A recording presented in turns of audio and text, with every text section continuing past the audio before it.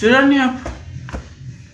vhathu vho to ḓa vha vhavhili mme na ṅwana ni khou tou lwala noṱhe nga muḓi kana mini kana no dzhenelwa muḓini vha dzula pha ndi nnyi na khou fheletshedza muṅwe kha vha vhavhili ndi ṅwana u khou fheletshedza mme kana mme vha khou fheletshedza ṅwana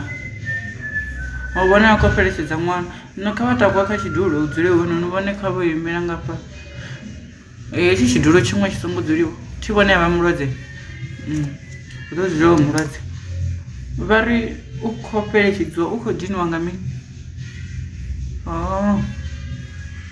vha tshi thoma zwino vha tshi amba vha thoma vha sedza kana vha khou ḓi dauta vha ḓela mini vha songo dzhia disi kana ya mafhungo ni khou thoma na dzula hayani na discuss hayani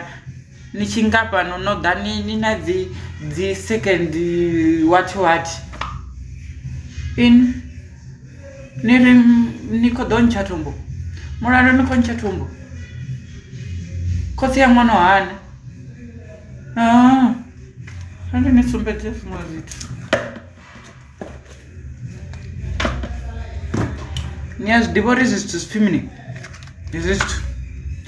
zwi sedzeni ni songo vhuya na ṱa ni tshi shona ende zwi na dzi flavor na dza grape na dza mini ni a zwi ḓivha zwipfi mini zwipfi khondomo zwi ambeni ni dovholole ni tshi khou vhala mulomo wanga khondomo ya ḓovha yo preventa hezwi zwithu zwoṱhe mara ini na tshimbila na ṱuwa kha ya mutukana na ya na ḽihovhola ende kharali ra ṱwa ri tshi khou sedzisa ni nga wana no tshinywa nga muthu o no malaho ndi nga zwa khou hani mara ini na musi zwino ḓa no tumba kiliniki ni ri ni khou ṱoḓa u vhulaya ni muvhulayi inwi u thoma na musi ni muvhulayi emedra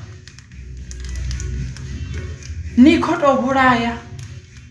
tshiṱuhu tsho no nga tsha khosi farao tshiṱuhu tsho no nga tsha sathane diabulosi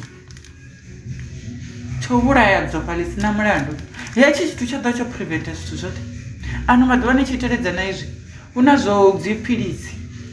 ni khou ḓa ra ni ṱhavha ra ni fha na dziphilisi